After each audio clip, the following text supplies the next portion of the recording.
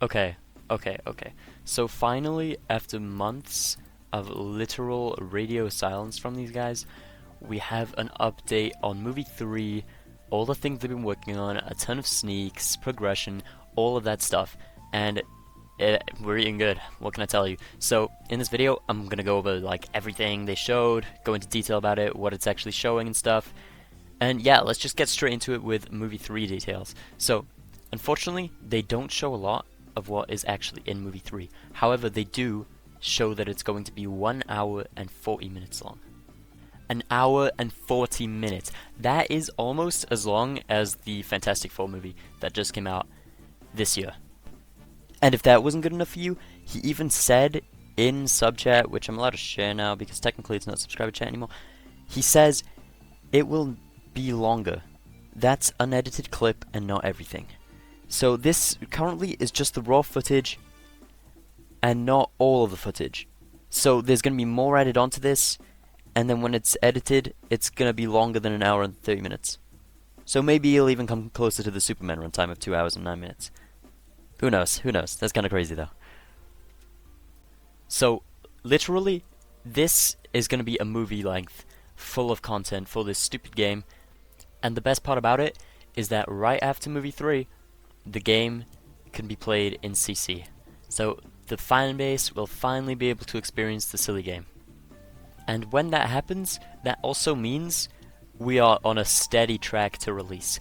No matter how many delays they try and put out, the people who are in CC will still be playing the game. So unfortunately, if you didn't get CC, I don't know, man.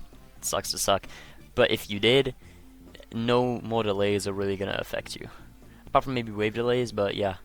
CC is going to be steady running until the game comes out and it switches to OC. I don't see it stopping or pausing at any time, unless like the major game breaking bugs, and then of course they're going to try and fix that as soon as possible and get it back up and running.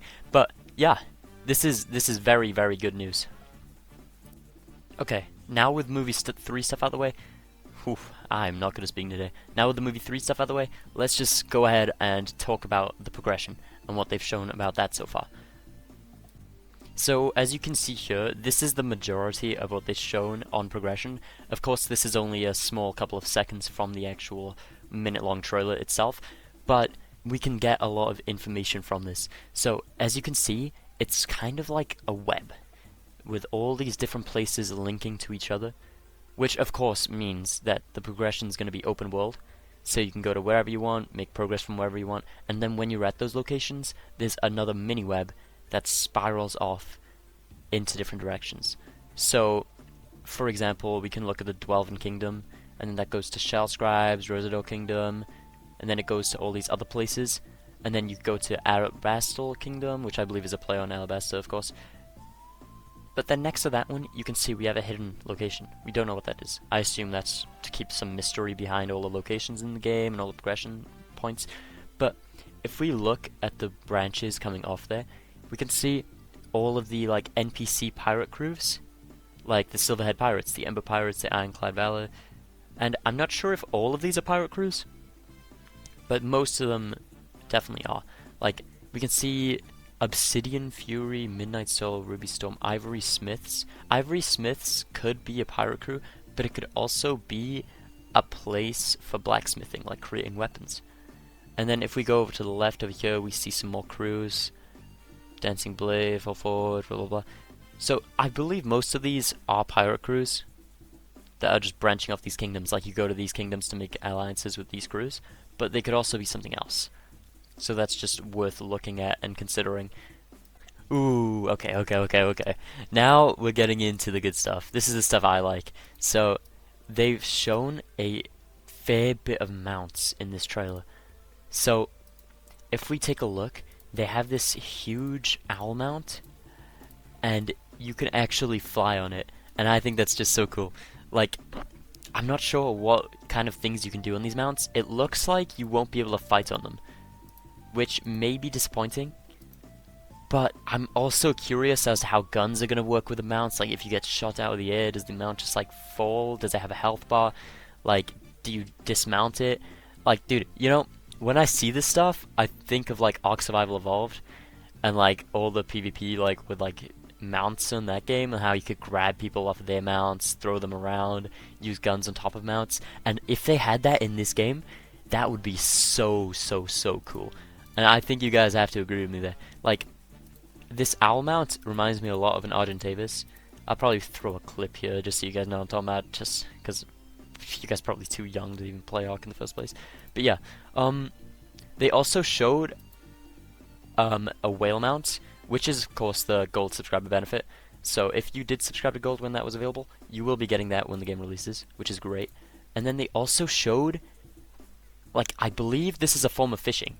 It looks just like the fishing system, but the character is wrestling with a sea beast. So this may be a form of taming they've implemented into the game, to where the player character can jump onto the back of a sea beast, time clicks perfectly, and maybe permanently or temporarily tame them as a mount to ride across the ocean with. And that sounds absolutely insanely cool. If you guys don't think so, I don't know, you're bugging out your mind, because ooh, I'm so excited for that. Holy. And I will be bringing up Ark a lot in this video because it seems like they've taken some inspiration from it. But this reminds me a lot of like the Equius taming method, where you get on the back of the horse, then you keep feeding it until it like tries to kick you off, and then it's finally tamed. Because this feels like the same thing might be going on. Now, it could also be a form of fishing, like I said earlier, which if it is, that's fine, I guess. But at the same time, I feel like the sea beasts are just so big to the point where you can just like kill them with attacks rather than a specific method. So this is more likely to be taming in my eyes. But whatever, we'll see. I'm just really excited to see. Okay, now for the stuff that most of you have come for, fruits and combat. So, at the very start of the trailer, they showed some new M1s from the sand fruit, which I think most people were interested to see because I don't think we've seen much from the sand fruit at all in this whole game's development. So that's pretty cool. And then also, we see this whole little like combo sequence from the paw fruit, which is also very cool. But unfortunately, that is all that is really shown in terms of fruits and combat. So yeah, sorry guys.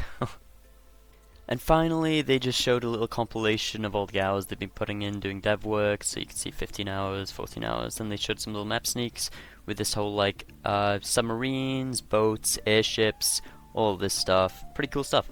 So, yeah, that is it for this little trailer. A lot of stuff to look forward to. Who knows when it's coming out? I don't. I've tried giving predictions on this game in the past. All of them fell through the floor. If you want a real one from me, like freaking December 2026, dude. Oh my goodness, I can't even think anymore, man. But yeah, alright, dude. That's it for this video. If this was helpful to you in any way, subscribe, like, and I love you guys. See you later. Bye.